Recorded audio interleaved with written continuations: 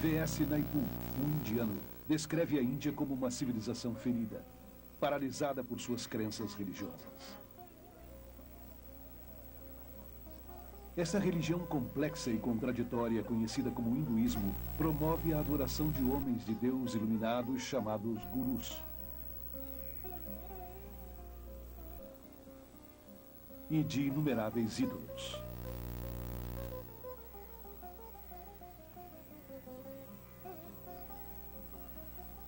Deifica tanto a natureza como a feminilidade e considera as deusas mães as deidades originais.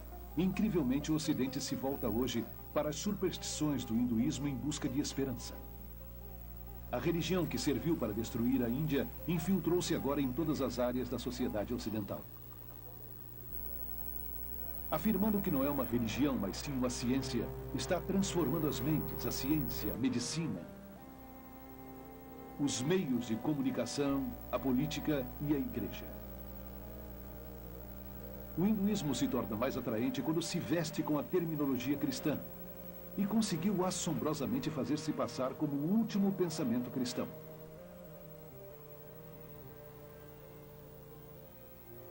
Centenas de milhares de peregrinos ocidentais viajaram para a Índia em busca da iluminação e desapareceram às centenas.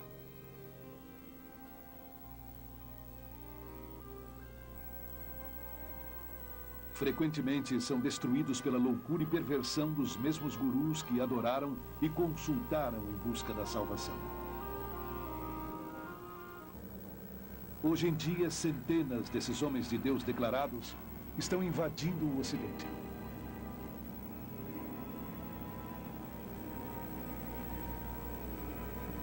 Numa distribuição Buena Vista Filmes. Ou devemos continuar recebendo esses deuses da nova era? Os Deuses da Nova Era. Versão brasileira, Dubla Mix, Rio. Descendente de uma longa linhagem de mestres espirituais hindus, Rabindranath Maharaj é um antigo guru e renomado yogi que foi adorado por milhares de pessoas. O hindu precisa estar perto do seu guru. Precisa consultar o seu guru.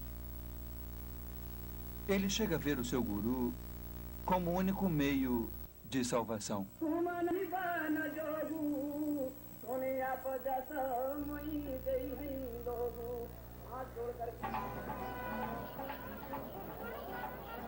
Aqui no festival Kumbh Mela, ou Feira Aquariana em Allahabad, Índia, 20 milhões de hindus reúnem-se para presenciar uma interminável procissão de centenas desses autoproclamados homens de Deus.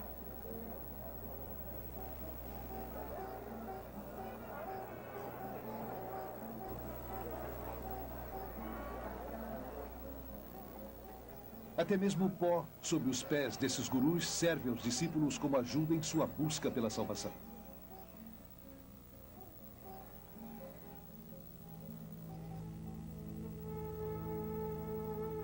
Essa filmagem foi feita secretamente e levada para fora da Índia. Os sacerdotes nus são considerados os discípulos mais sagrados e dedicados dos gurus. Muitos cobrem seus corpos com cinzas da cremação e pó e colocam esterco de vaca no cabelo.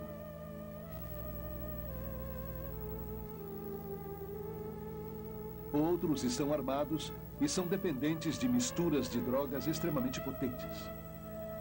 Abandonaram tudo, suas famílias, suas propriedades e até suas mentes, tornando-se inteiramente loucos com a devoção pelo seu guru.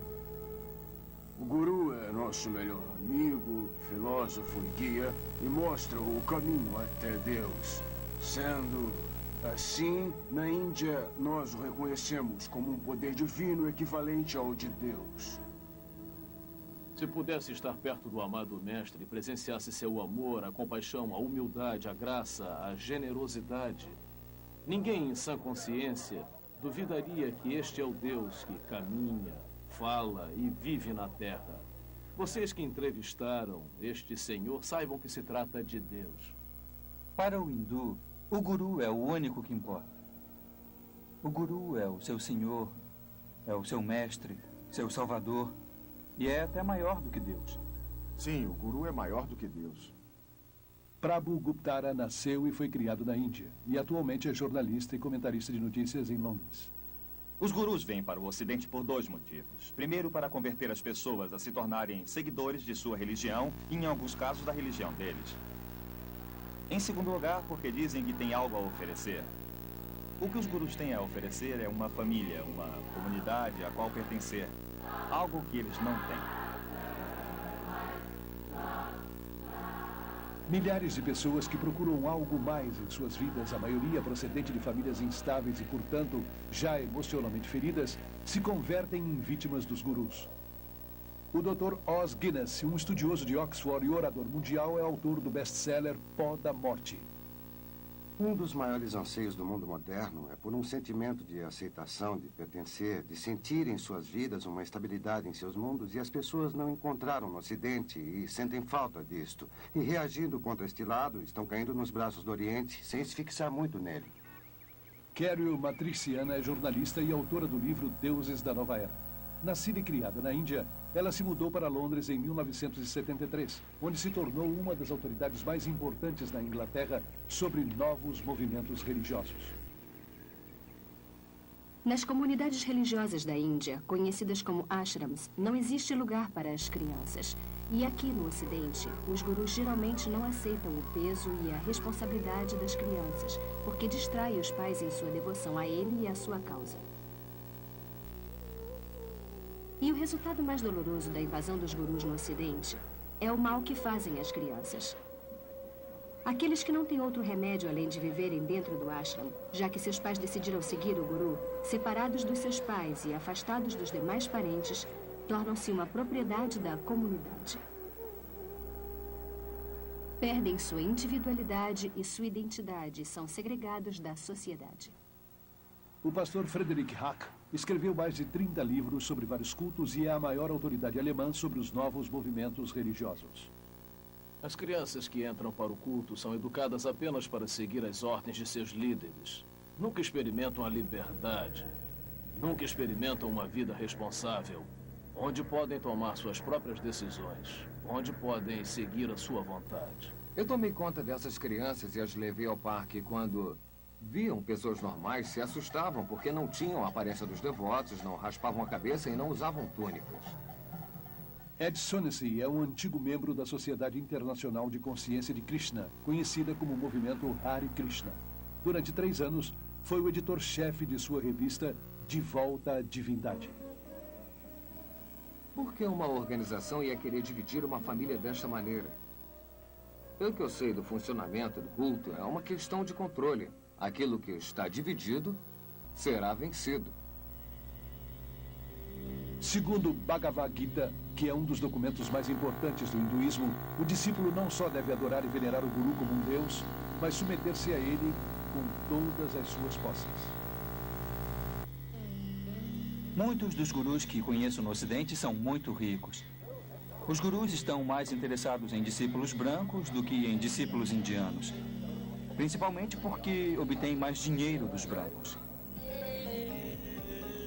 Centenas de gurus ficaram incrivelmente ricos no Ocidente, recebendo doações livres de impostos e fabricando e distribuindo todo tipo de recordações em honra desses autoproclamados homens de Deus. Eles adquiriram fazendas, guardas armados, enormes hotéis de luxo, até suas próprias frotas de aviões, helicópteros e, no caso de Rajneesh, Rolls-Royce.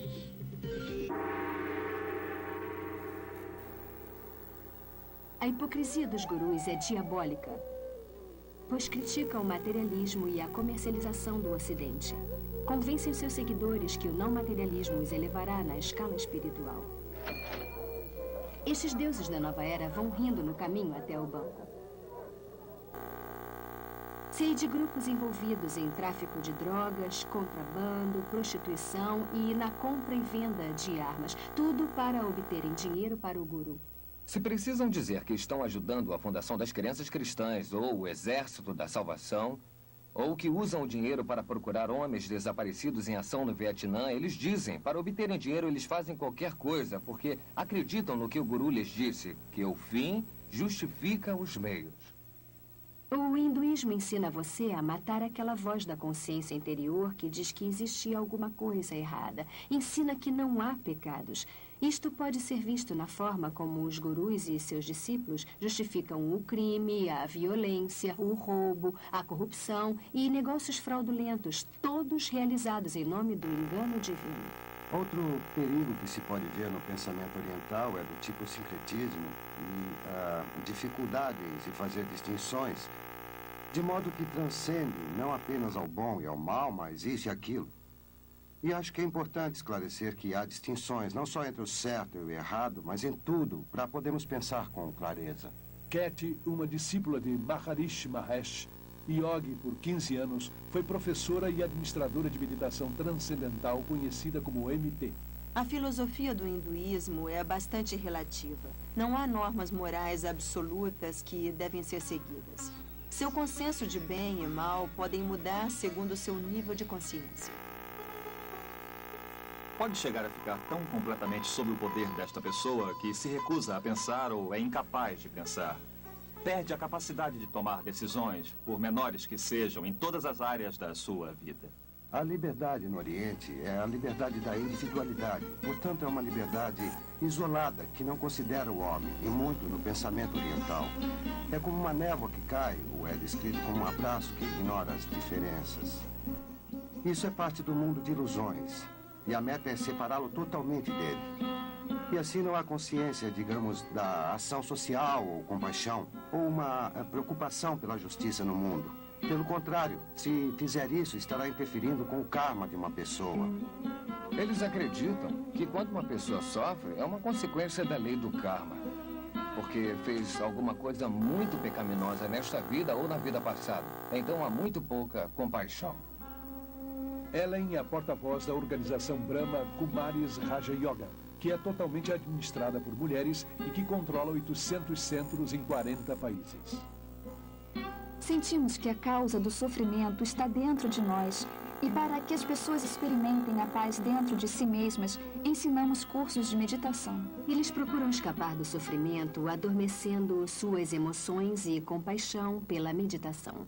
Maharishi, o guru de MT, disse que uma pessoa faminta pode se tornar uma pessoa faminta feliz se praticar a meditação. Embora o hindu tente se convencer de que o sofrimento está apenas em sua mente, uma ilusão chamada Maya, ao mesmo tempo, acredita que deve continuar sofrendo várias vezes, forçado para sempre a voltar a este mundo através da reencarnação. Não há como fugir deste círculo interminável de samsara, de vida e morte, porque no hinduísmo, diferente do cristianismo, não há perdão, porque não há pecado. No entanto, infelizmente, também não há esperança. Todos os gurus que conheço no mundo ocidental ensinam a reencarnação, uma doutrina básica do hinduísmo. A reencarnação significa morrer e voltar de novo para esse mundo, de uma forma ou de outra. As pessoas do Hare Krishna acreditam na transmigração da alma, como eles chamam, viajando de um corpo para o outro e para o outro e assim por diante. Estes corpos físicos não duram para sempre, embora a alma sim. Por isso, como o motorista precisa trocar de carro, nós também precisamos trocar nosso corpo por outro. Gandhi disse que a reencarnação é um peso grande demais para ser suportado. Mesmo assim, esse conceito foi abraçado ansiosamente no Ocidente de maneira dispersa, como parte de uma mescla patenteada de hinduísmo e zen budismo e camuflada com terminologia psicológica.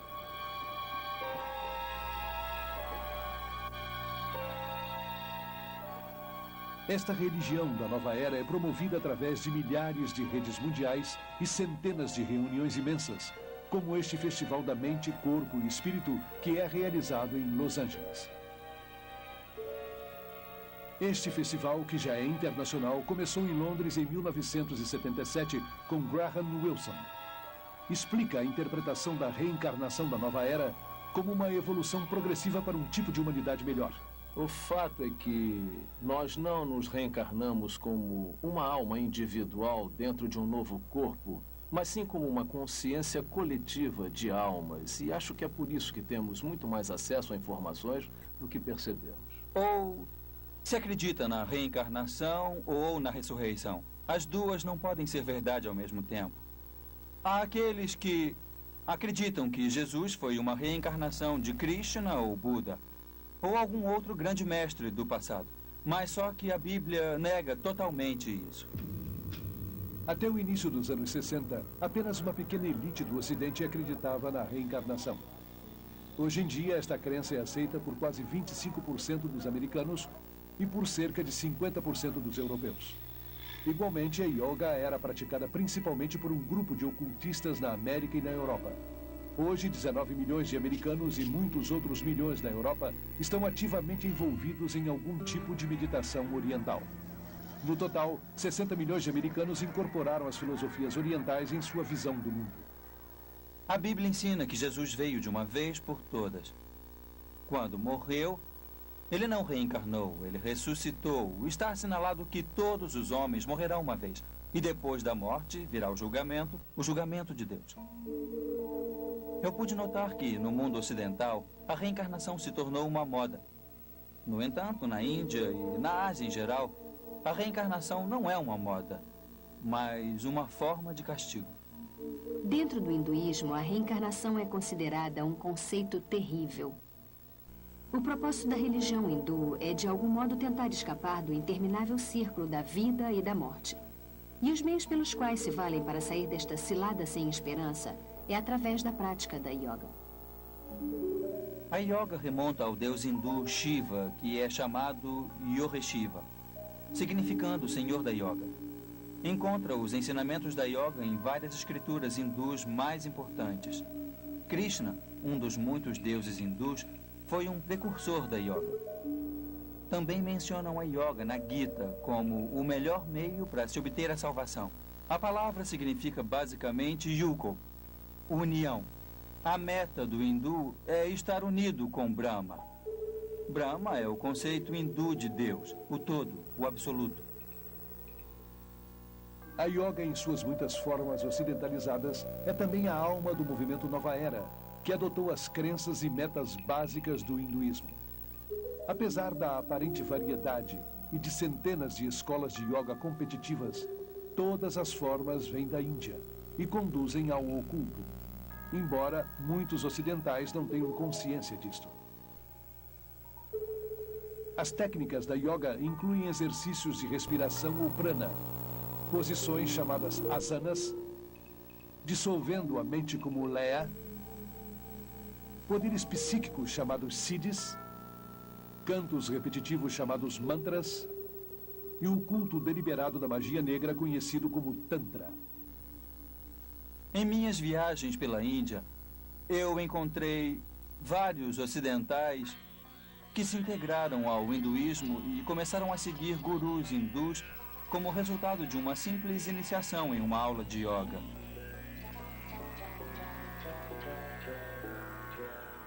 A yoga é, em muitos aspectos, o coração do hinduísmo. Não há hinduísmo sem yoga e não há yoga sem o hinduísmo. Embora muitos tipos de yoga sejam familiares ao Ocidente, geralmente se passam por exercícios físicos e chamam de Hatha Yoga. Promete saúde física e mental, mas suas raízes hindus e a meta de se unir a Brahman são raramente ensinadas. Ellen acredita que a Hatha Yoga ou a Yoga da mente é a mais elevada forma de hinduísmo. A Brahma Kumaris Raja Yoga é uma forma de meditação onde a alma compreende a si mesma com clareza e tem uma conexão com o Ser Supremo. Raja significa real e Yoga significa união, ou seja, a ligação com o Ser Supremo. E através disto, me torno o senhor da minha mente e da minha vida. Johanna Michelson, antiga professora de yoga e assistente de um cirurgião, nos conta suas experiências com o oculto em sua autobiografia O Lado Bonito da Maldade. Outra palavra para mantra é encanto, onde lança um feitiço, por assim dizer. E em mantra yoga, uma palavra ou uma frase ou um nome demoníaco é repetido várias vezes. para levar o indivíduo a um nível de vibração que atrai aquele por quem canta e para que produza o efeito desejado. E é isto que as bruxas brancas e mágicos, como eles dizem, utilizam para seus feitiços. Sempre disseram que não passa de um som sem significado e não tem nada a ver com os deuses hindus, mas toda vez que repetem aquilo, estão invocando um deus hindu. Ao pensar várias vezes neste mantra, isso se torna mais forte em suas vidas.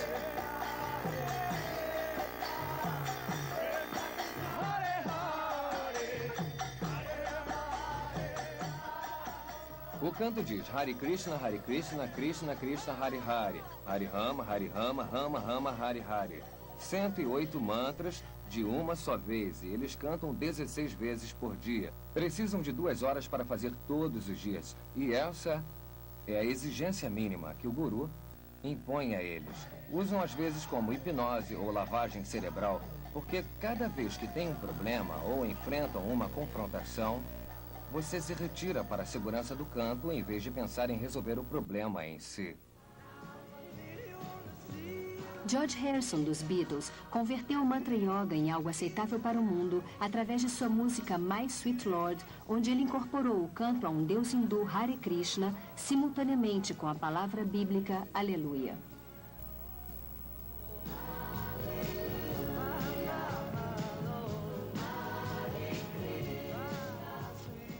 Ele disse que havia feito deliberadamente para mostrar que as duas religiões são iguais e para tornar o hinduísmo mais aceitável. Fingir que todas as religiões são iguais é desonesto, como é a fusão de várias técnicas religiosas. Por exemplo, cada vez mais cristãos usam o nome de Jesus como um mantra.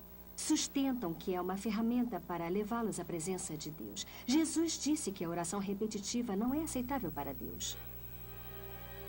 Rajneesh é um dos gurus mais controvertidos da Índia, principalmente por seu apoio a práticas sexuais chocantes como um pré-requisito para a salvação.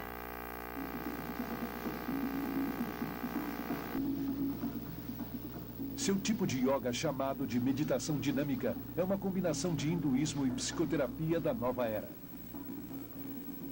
Esse exercício exige uma respiração vigorosa, e a hiperventilação é programada para despertar a força da serpente chamada Kundalini, que, segundo os gurus, se enrolava na base da espinha.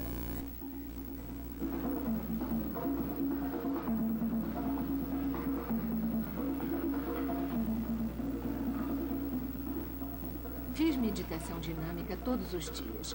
Nós chamávamos de meditação Kundalini. Começa com uma respiração catártica. Isso simplesmente para mover a energia e tirar-se da cabeça para dentro do corpo enquanto está respirando.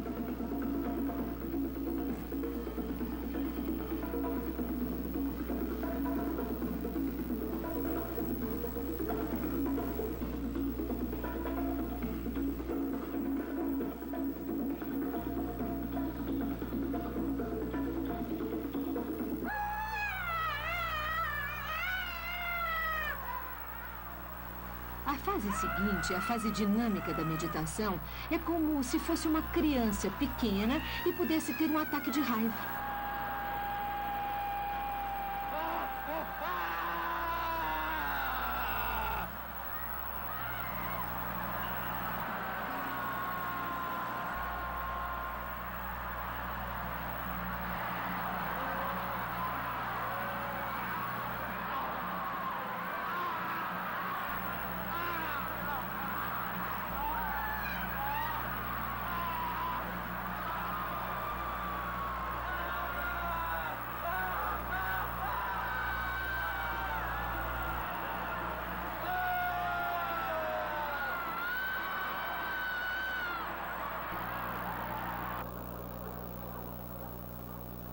Ao chegar à terceira fase, quando pula e grita, quase não está mais lá.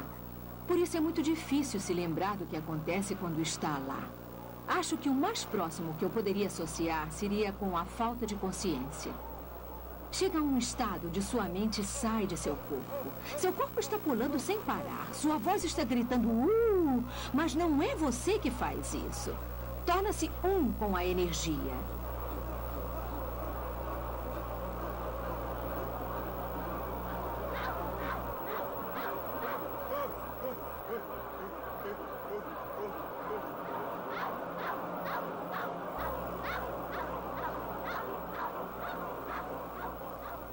A fase seguinte na dinâmica é o silêncio.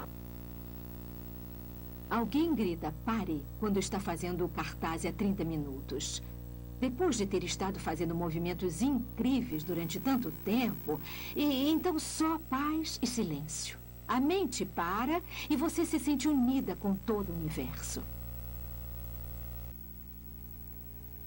Publicaram várias reportagens chamativas, dando crédito aos gurus e suas técnicas pseudopsicológicas, mas esqueceram de mencionar os milhares de casos de transtornos emocionais e mentais.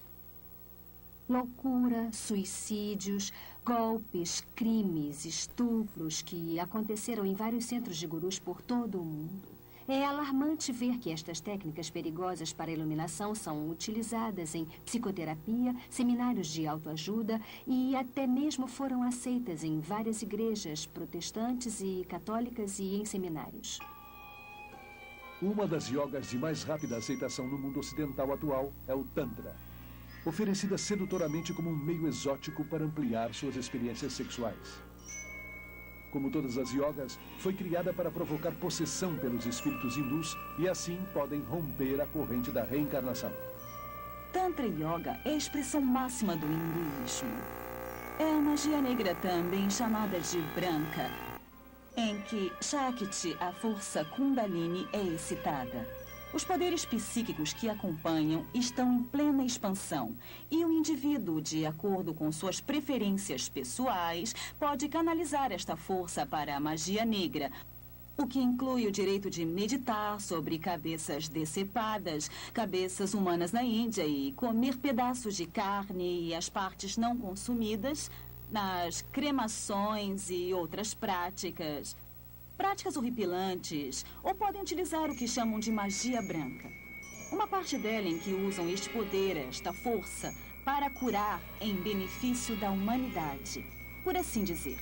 Embora Anton LaVey, o Papa da primeira igreja de Satanás, tenha dito muito claramente, disse que devia acreditar na magia branca como na mitologia. Não existe magia branca. Tudo o que tem a sua origem no poder psíquico oculto não tem realmente nada a ver com Deus. Embora a yoga tenha sido vendida para o Ocidente através de várias técnicas, seu ocultismo básico permanece o mesmo. A esperança pela imortalidade está implícita, e o sonho de se realizar como a divindade inerente é o propósito verdadeiro, transformar-se em Cristo, como dizem. Embora aleguem que a yoga é apenas física e não religiosa, é a verdadeira essência da espiritualidade do hinduísmo. A meditação eventualmente conduz ao domínio espiritual, onde a pessoa se vê por dentro, para encontrar a verdade de si mesma. E ao encontrar essa verdade, acredita que está encontrando a Deus. O que eu acho mais aterrador ao olhar para trás é que eu comecei a ter a impressão de que eu era Deus. E como Deus, poderia estruturar completamente a minha vida e meu universo exatamente como eu queria. Dave Hunt, autor notável e orador, é um dos principais especialistas da nova era. Seus livros incluem o best-seller Paz, Prosperidade e o Próximo Holocausto. Ele explica que o hinduísmo é baseado nas mesmas ideias que, segundo a Bíblia, a serpente apresentou a Eva no Jardim do Éden. Os yogis ensinam as mesmas mentiras que a serpente disse a Eva em Gênesis 3. Que a morte é apenas um caminho para a reencarnação e que os humanos se convertem em deuses. Isso é uma coincidência inacreditável, uma identificação clara do criador do misticismo oriental. Esse criador se chama Satanás na Bíblia e é também conhecido como a serpente. O poder máximo do hinduísmo está simbolizado pela serpente, que é glorificada e adorada no hinduísmo. A serpente tem sido conhecida como a energia ou a força e adorada como símbolo da sabedoria e da imortalidade em todas as religiões e culturas. Somente na Bíblia cristã judaica, a serpente é identificada como o enganador, o destruidor, o arqui-inimigo de Deus e do homem. O antigo medo e temor da serpente está sendo retirado sutilmente de nossa cultura. As crianças nos colégios são ensinadas para que aceitem a serpente, fazendo posições da cobra. Michelle, ensine como se faz a cobra. Isso mesmo. Arqueie suas costas. Isso. Olhe para frente. Ótimo. Sustente 1 segundo. Os exercícios respiratórios estão feitos para ensinar a absorver o prana, a força da energia da vida no cosmos, para levá-la aos chakras, os canais psíquicos e despertar a força Shakti, a força Kundalini, e conseguir esses poderes psíquicos, que são as partes integrais e prevalecentes da yoga. Lentamente, vamos respirar pelo nariz. Inspire, expire. Existe um grande perigo nas técnicas respiratórias. Inclusive, os autores e proponentes desses exercícios advertem que estes podem iniciar doenças emocionais e mentais. E avisam que algumas pessoas chegaram a serem internadas em manicômios pelo resto de suas vidas. Porém, também reconhecem que estes exercícios podem abrir sua alma, sua mente e todo o seu ser para que sejam possuídos por forças demoníacas. Os próprios seguidores dos gurus têm sido forçados a criar uma rede de emergência espiritual de cerca de 4.500 psiquiatras para tratar aqueles que entraram em alucinações com misticismo. Muitas pessoas não percebem que é terrivelmente perigoso entrar em um estado meditativo em que se deixa a mente em branco. E essa é a finalidade única das meditações na yoga. É como abrir a porta de um quarto e não ter o controle sobre o que entra. Muitas destas técnicas de yoga podem ser usadas apenas como exercícios. Mas essa não é a intenção dos yogis. Pode ser comparada a se alistar no exército. Embora o soldado possa se tornar mais forte e mais vigoroso, o propósito do exército não é, com certeza, o cuidado com a saúde. A meta é aprender a matar. E o mesmo acontece com a yoga. Todos os exercícios da yoga foram projetados para matar a vontade, a mente e as emoções, para tirar a alma do ciclo eterno da reencarnação. Eu pensei que estava me fortalecendo, mas o que fazia, na verdade, era me lançar para um estado modificado de consciência, uma forma de auto-hipnose que debilita enormemente a mente e o corpo. Mas essa fraqueza me fazia ter medo de desistir. O maior perigo que encontrei na prática da meditação transcendental foi a dependência da própria técnica. É como as drogas. Um viciado não quer deixar as drogas porque a experiência é reconfortante. Acredita que sua vida vai desabar se não as tiver. Eu pensei que se por acaso eu deixasse o Shangri-La, de repente ficaria velha e fraca e me desintegraria. Tinha medo de perder minha clareza e minha energia. Porém, mais tarde, quando deixei tudo isso, eu recuperei todas essas coisas que nunca encontrei com a meditação.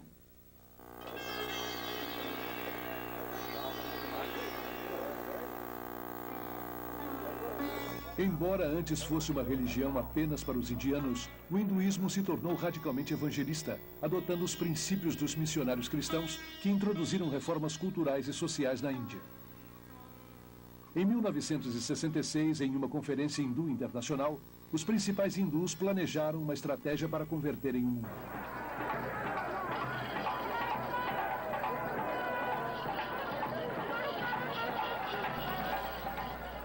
Os gurus foram escolhidos como os primeiros cruzados. E as dezenas de milhões de convertidos são agora os primeiros hindus ocidentais.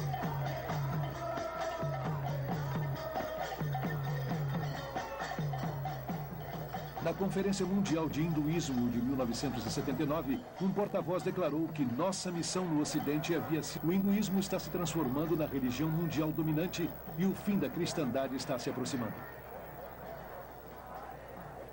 Na Conferência MT de 1981, na Índia, um porta-voz disse que a principal missão da MT é se opor à expansão do demônio do cristianismo. A religião que quer destruir o cristianismo está sendo abraçada por milhões.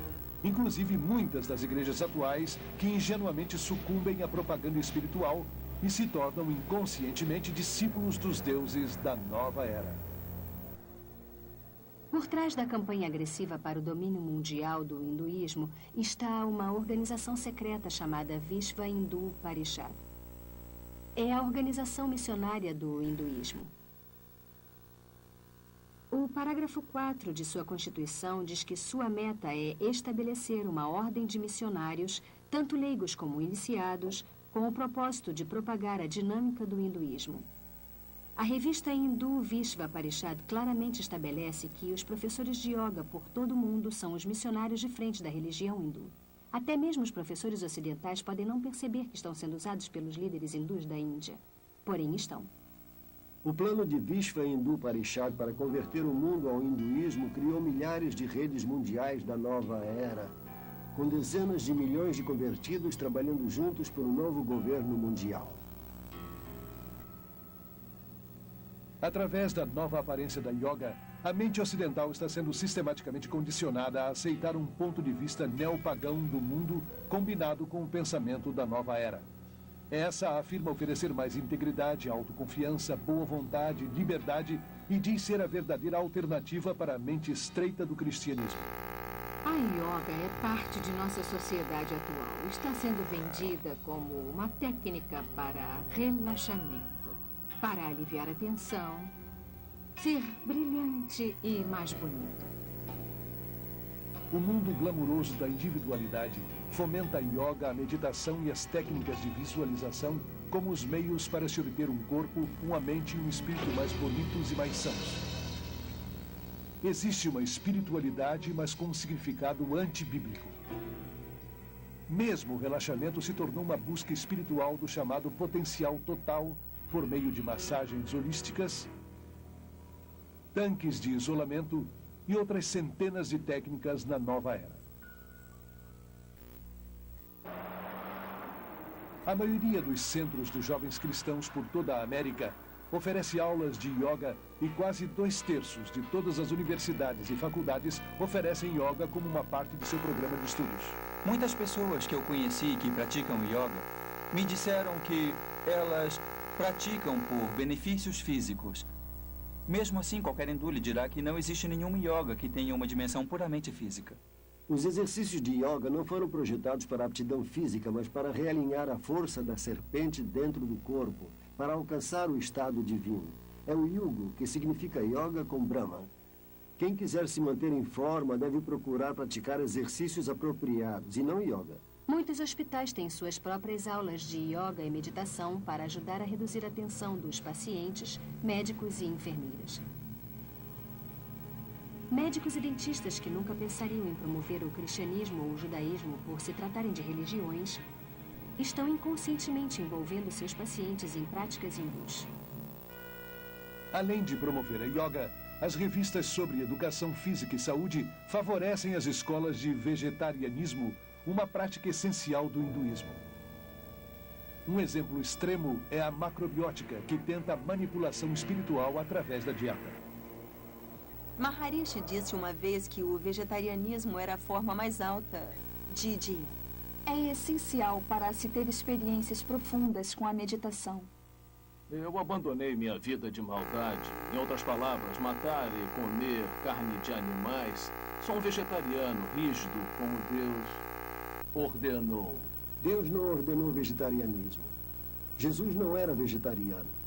Alimentou a multidão com peixes em mais de uma ocasião. Ele mesmo comeu peixes e cordeiro na Páscoa. Embora a Bíblia não condene o vegetarianismo como método para a saúde, condenaria sim como meio para o espiritual.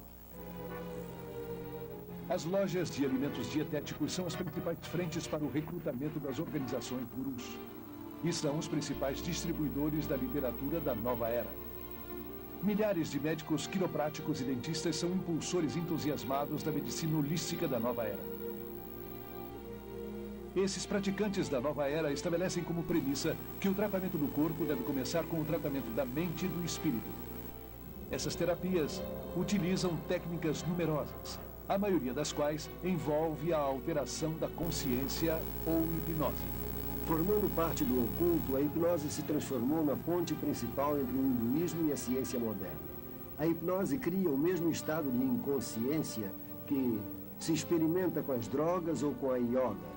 Sendo aceita pela medicina e pela psiquiatria, a hipnose é a base dos cursos de autodesenvolvimento e de atitude mental positiva. E centenas de psicólogos cristãos mal informados usam a hipnose em sua consulta diária. Muitos acham que a hipnose é aceitável se aplicada por pessoas qualificadas. Ou seja, dependendo de quem a aplica, pode ser científica e não oculta. E assim os cristãos ingenuamente usam em movimentos como o EST, a cientologia, a mente dinâmica, o controle Silva da mente e o treinamento mental com ondas alfa. Em busca do mito freudiano, os psiquiatras usam a hipnose para regredir os pacientes até dentro do útero, onde revivem os traumas de seu nascimento. Não obstante o fato científico de que o cérebro pré-natal, natal e pós-natal não está bastante desenvolvido para ter recordações. Eu cheguei a experimentar os pensamentos originais do meu nascimento, mas senti que não era o bastante. Fui mais atrás e experimentei meus pensamentos durante a concepção. E depois foi a uma vida anterior para conhecer por que havia estruturado minha concepção do modo como eu fiz. Isso nunca acaba, é um ciclo sem fim. E além disto, eles o levam a vidas anteriores de onde saem contando fatos de outras vidas que viveram sobre a Terra. Obviamente, a memória não vem do cérebro, vem de uma fonte incerta. O campo da medicina está abraçando várias crenças da nova era que não podem ser explicadas cientificamente, tal como a acupuntura, que diz manipular as forças de Kundalini com agulhas. E o biofeedback, que é um dispositivo de monitoramento para treinar uma pessoa a controlar funções normalmente involuntárias, como a pressão sanguínea. O documentário da clínica Menninger sobre biofeedback o chama de Yoga do Ocidente. Elmer e Alice Green, pioneiros da investigação do biofeedback, admitem que cria o mesmo estado de inconsciência daquele que provém da yoga. Esta yoga eletrônica foi agora introduzida pelos psicólogos no mundo dos esportes, incluindo as Olimpíadas. A terapia da autoajuda é uma ferramenta de motivação usada por centenas de empresas competitivas por toda a América. Seminários de fim de semana associados ao sucesso da atitude mental positiva e fitas de persuasão subliminar enviadas pelo correio prometem melhorar o comportamento pessoal e nos negócios, através de uma mistura de psicologia humanista e misticismo oriental. O movimento potencial humano, com sua ênfase no eu, autoestima, autoamor, autoaceitação e uma imagem autopositiva, não passa de uma versão ocidentalizada da autorrealização dos yogis. Conceito guru da divindade interior de que todos somos Deus. Rolling Thunder, o curandeiro índio Shoshone, disse: os cientistas descobrirão que os pagãos sempre souberam. E é o que acontece com a invasão do misticismo oriental ao Ocidente. Nos últimos anos, muitos cientistas importantes abraçaram com entusiasmo o misticismo oriental. O hinduísmo, que afirma ser a religião mais antiga do mundo, está sendo enganosamente disfarçada como uma ciência da nova era. E muitos estão sendo sedutoramente enganados. É disseminado cuidadosamente para não reforçar o lado religioso, mas o científico. Não mencionam um aspecto espiritual, mas reforçam com exercício. Maharishi descobriu que nos Estados Unidos as pessoas não aceitariam o aspecto religioso, por isso ofereceu o aspecto científico. Começou fazendo com que os cientistas começassem a experimentar com meditação, medindo a respiração, as ondas cerebrais, etc. E quando descobriram que o metabolismo desacelerava durante a meditação, descobriram que poderiam apresentá-lo como um fato científico e que as pessoas o aceitariam. Nas escolas de todo o mundo ocidental, do jardim de infância à universidade, o ocultismo hindu é ensinado abertamente, embora haja a separação obrigatória entre a igreja e o Estado. O guru Thakar Singh foi convidado para falar em um centro de ensino da Califórnia. Kurt, um aluno de lá, ficou tão influenciado que foi para a Índia e hoje é um dos seguidores mais devotados de Thakar. Bastou meia hora de conversa e 20 minutos de meditação para que a experiência que eu tive lá fosse algo que nunca tinha sentido e aquela energia na capela onde ele estava falando era algo eletrizante, com sentimentos de amor e paz. Era um silêncio que me deixava aturdido. É terrível que nas escolas públicas por toda a América, onde a oração cristã foi proibida, que a yoga, as técnicas orientais de meditação e visualização, que são apenas formas da oração hindu, não só são permitidas, como são ativamente promovidas. Da professora até os alunos, Aprendemos que a yoga pode ajudar as crianças a reduzirem a tensão e a se concentrarem. Muitos professores estão sendo orientados para desenvolverem uma consciência em massa nos estudantes. Relaxem.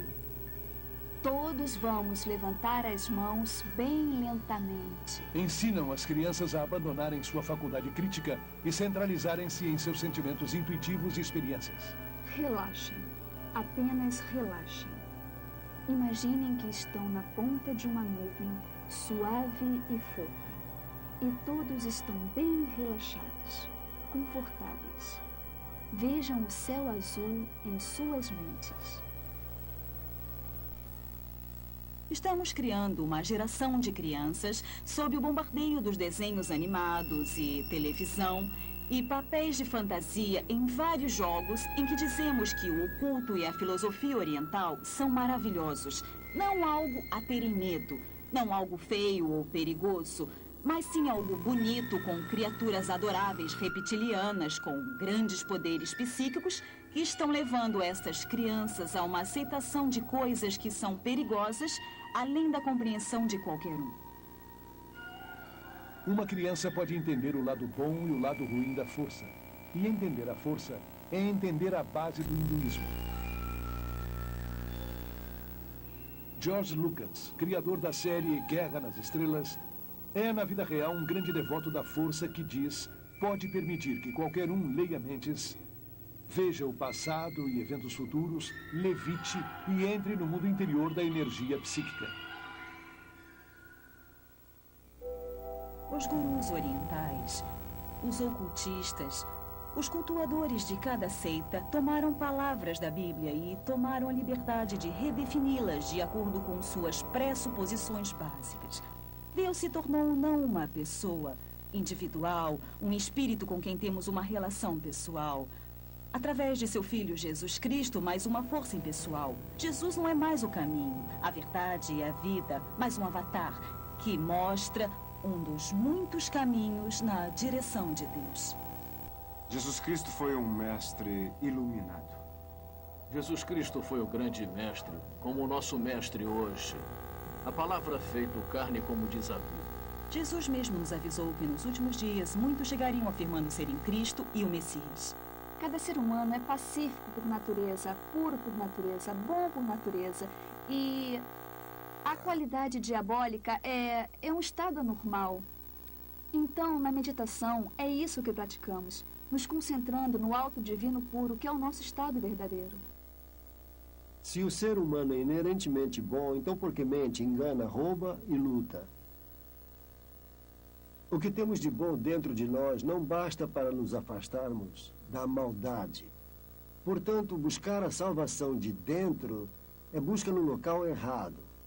Se nos afastamos de nosso próprio eu, nos afastamos de Deus pelo pecado. Ernest Winter tem doutorado em lei internacional. Foi diplomata no Serviço Exterior Austríaco por 10 anos e de 1968 a 1978 foi diretor nas Nações Unidas. Minha maior preocupação realmente é o crescente interesse e dedicação e o uso do pensamento místico oriental e sua prática dentro de grupos e igrejas tradicionalmente cristãs. Há um vazio, uma ansiedade de preencher com experiências religiosas. Os ensinamentos da nova era falsamente alegam que as experiências espirituais hindus são compatíveis com o cristianismo. E o mais incrível é que muitos líderes cristãos, através de seus livros, revistas, sermões, programas de rádio e televisão, encorajam milhões de cristãos a buscarem experiências hindus cristianizadas. Muitas pessoas que estão na igreja cristã nos procuraram e tiveram experiências mais profundas de espiritualidade e experiências de Deus como resultado da meditação. Tentar desenvolver a espiritualidade baseadas em sentimentos, êxtases ou experiências é como construir uma casa sobre areia. Nossa relação com Deus deveria ser construída sobre uma base sólida de conhecimento bíblico. Muitos dos monastérios católicos e escolas bíblicas protestantes introduziram um ou outro sistema de meditação baseados na prática da yoga.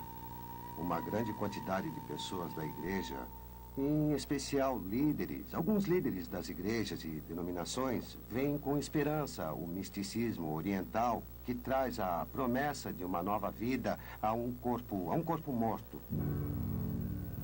Além de se infiltrar na igreja cristã, o misticismo oriental também está influenciando poderosamente o mundo da política. Sob a proteção das Nações Unidas, numerosos grupos da nova era espalham sua filosofia por todo o mundo. Muitos líderes e agências das Nações Unidas, bem como o Conselho das Igrejas, com laços profundos com as Nações Unidas, promovem as crenças e práticas da nova era. As Nações Unidas têm sua própria sala de meditação e um guru residente, Sri Chinmoy. Até o Pentágono nos Estados Unidos tem sala de meditação.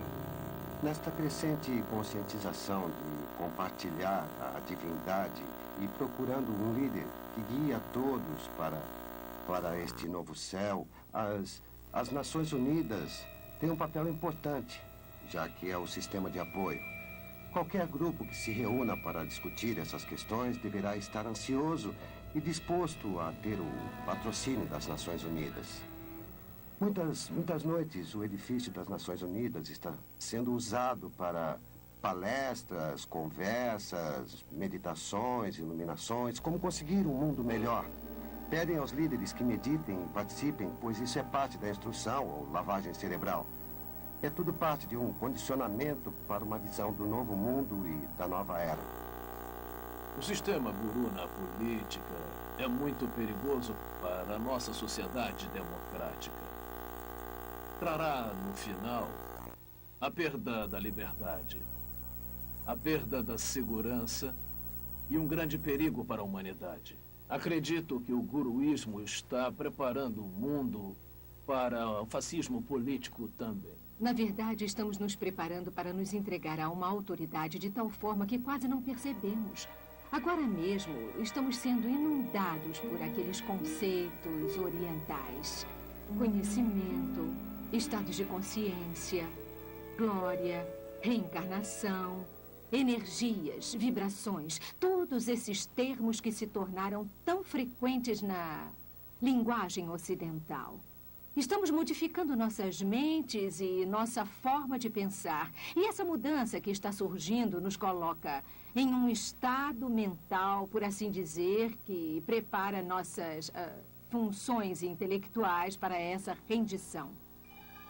Mais do que nunca, a raça humana parece ansiosa para se submeter espiritual e emocionalmente a um líder carismático que possa oferecer paz e prosperidade a um mundo à beira de um colapso ecológico e social, um caos financeiro internacional e um holocausto nuclear. Os cristãos estão aguardando a volta de Jesus ressuscitado com os cravos em suas mãos e pés. Mas os seguidores dos gurus estão esperando um soberano mundial que não dirá ser Jesus, mas a última reencarnação do Espírito de Cristo, e terá os poderes psíquicos para prová-lo. Este é o significado do estado alterado da consciência alcançado na yoga e outras formas de meditação oriental. Um ganhador do Prêmio Nobel descreveu o cérebro como uma máquina que um fantasma pode operar, o que quer dizer que é em estado de modificação de consciência, a conexão entre o meu espírito, que normalmente opera meu cérebro, e meu cérebro se relaxa, o que permite que outro espírito se interponha e comece a jogar com os neurônios, criando todo um universo de ilusão, viagens astrais e poderes psíquicos. E assim o mundo vai se preparando para o último grande engano. Sem dúvida alguma, estão preparando o cenário para o que a Bíblia chama de apostasia, ou o abandono de Deus por parte do homem. Este clima introduz o ator final, o imitador que a Bíblia previu que virá antes do regresso de Jesus, o verdadeiro príncipe da paz, e que então reinará por 1000 anos. A união da ciência e do misticismo está em pleno florescimento. E seu fruto diabólico será a nova religião universal do ditador mundial que virá, que a Bíblia identifica como o anticristo. As práticas hindus e o ressurgimento do paganismo, que são o coração do movimento da nova era, são também, ironicamente, o mesmo tipo de fundamento que preparou o caminho para a ascensão de Hitler ao poder. A Alemanha dos anos 20 e 30 encontrava-se num caos econômico e social e procurava um líder que a libertasse da Grande Depressão.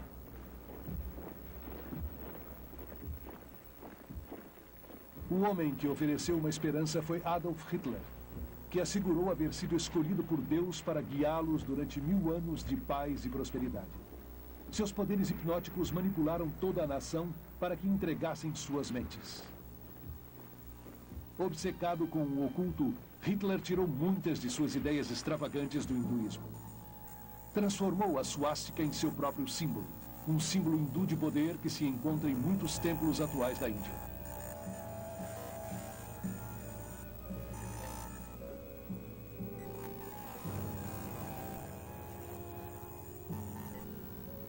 Milhões de alemães que se submeteram a Hitler como se fosse um deus, morreram por ele e por sua causa, como fizeram os seguidores de Jim Jones.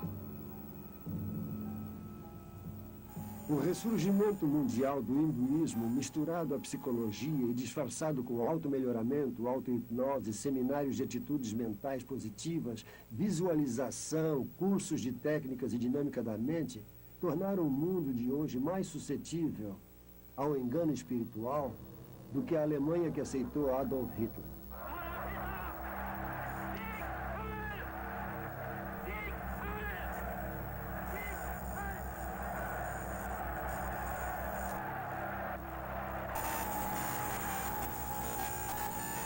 Hoje o mundo desesperado busca outro líder espiritual. Será que a raça humana não aprendeu nada com seus próprios erros?